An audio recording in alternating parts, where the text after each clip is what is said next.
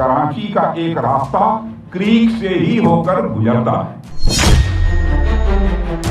क्या सांप बिच्छू से भरे 96 किलोमीटर लंबे इलाके के लिए भारत पाकिस्तान पर हमला बोल सकता है? दरअसल भारत के रक्षा मंत्री राजनाथ सिंह ने पाकिस्तान को चेतावनी देते हुए कहा है कि सर क्रीक इलाके से पाकिस्तान दूर रहे, नहीं तो पाकिस्तान को पता होना चाहिए कि सर क्रीक से कराची दूर नहीं है। यानी सीधे सीधे कराची को टारगेट करने की धमकी दी गई है। ऐसे में सवाल उठता है कि सर क्रीक इलाका क्या है? क्यों इस इलाके के लिए भारत ने पाकिस्तान से जंग तक करने का मन बना लिया है?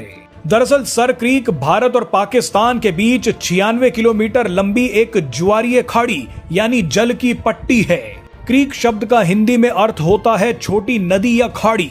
सर क्रीक गुजरात में कच्छ के रन के उत्तरी इलाके का एक दलदली इलाका है जो उसे पाकिस्तान के सिंध प्रांत से अलग करता है। 1908 में कच्छ और सिंध के बीच पहली बार इस इलाके को लेकर विवाद शुरू हुआ था। उस समय एक अंग्रेजी अफसर ने इस विवाद को सुलझाने की कोशिश की थी, तभी से इस इलाके का नाम सर क्रीक पड़ गया। स्थानीय लोग इसे बन गंगा भी कहते हैं। आपको बता दें कि समुद्री ज्वार भाटे के चलते साल के आधे समय ये इलाका पानी में डूबा रहता है। दलदल से भरे इस इलाके में खतरनाक सांप, बिच्छू और कई तरह की मछलियां पाई जाती हैं।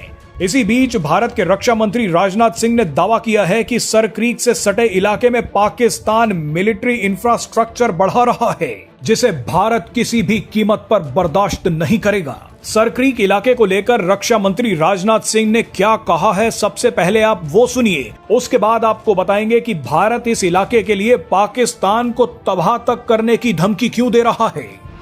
अगर सर क्रीक इलाके में पाकिस्तान की ओर से कोई भी हिमाकत की गई तो उसे ऐसा करारा जवाब मिलेगा कि इतिहास और भूगोल दोनों बदल जाएंगे मेरे साथियों। और 1965 की जंग में भारत की सेना ने लाहौर तक पहुंचने का सामर्थ्य भी दिखाया। आज 2025 में पाकिस्तान को याद रखना चाहिए कि कराची का एक रास्ता क्रीक से ही होकर गुजरता है। सर क्रीक अपनी स्ट्रेटेजिक लोकेशन की वजह से बेहद महत्वपूर्ण है। सर क्रीक से पाकिस्तान के कराची पोर्ट की दूरी सिर्फ 200 किलोमीटर है। कराची के ट्रेड रूट इसी रास्ते से निकलते हैं। बलूचिस्तान का ग्वादर पोर्ट भी यहाँ से सिर्फ 350 किलोमीटर दूर है। आपको याद होगा कि 2015 से ही ग्वादर पोर्ट सीपैक परियोजना का हिस्सा है। इस पोर्ट को चीन डेवलप कर रहा है। ऐसे में भारत के लिए सर क्रीक से चीन और पाकिस्तान की नेवल एक्टिविटी पर नजर रखना आसान होता है।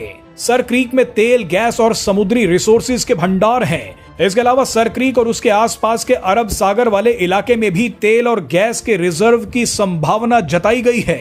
यहाँ मछलियां भी प्रचुर मात्रा में है। ऐसे में रक्षा मंत्री राजनाथ सिंह ने साफ कर दिया है कि अगर पाकिस्तान भारत के इस इलाके के पास भी भटका तो पाकिस्तान को नक्शे से मिटा दिया जाएगा। आपको बता दें कि पाकिस्तान ने संयुक्त राष्ट्र से शिकायत कर रखी है कि इस इलाके पर उसका दावा है। इसी षड्यंत्र को पूरा करने के लिए पाकिस्तान अपना मिलिट्री इंफ्रास्ट्रक्चर इस इलाके के आसपास बढ़ा रहा है। लेकिन भारत ने साफ कर दिया है कि अगर इस इलाके के पास पाकिस्तान दिखा तो पाकिस्तान भूगोल में ही नहीं रहेगा। राजनाथ सिंह ने तो धमकी दे दी। उसके बाद आर्मी चीफ भी सैनिकों को बोला है कि भगवान आपको जल्द ही एक मौका देने वाला है, आप बस तैयार रहिए। अब आप आर्मी चीफ का ये बयान भी सुन लीजिए। इस बार भारत देश पूरी तैयारी के साथ है और इस बार वो संयम नहीं रखेगा जो सिंदूर 1.0 में हमने संयम रखा। इस बार हम आगे की कार्रवाई करेंगे और कुछ ऐसी कार्रवाई करेंगे कि हो सकता है पाकिस्तान को सोचना पड़े कि उसे इतिहास में, भूगोल में रहना है कि नहीं रहना है। अगर उसे भूगोल में अपनी जगह बनानी है तो उसके लिए उसे जो स्टेट स्पॉन्सर टेररिज्म जिसको हम बोलते हैं, यानी कि उसका देश जो टेररिज्म को स्पॉन्सर कर रहा है उसे रोकना पड़ेगा। तो आप अपनी पूरी तैयारी करके रखिए और अगर परवरदिगार चाहेंगे, भगवान चाहेंगे, वाहिगुरु चाहेंगे तो बहुत जल्दी ही आपको मौका मिलेगा। उसके लिए ऑल द बेस्ट। जय हिंद।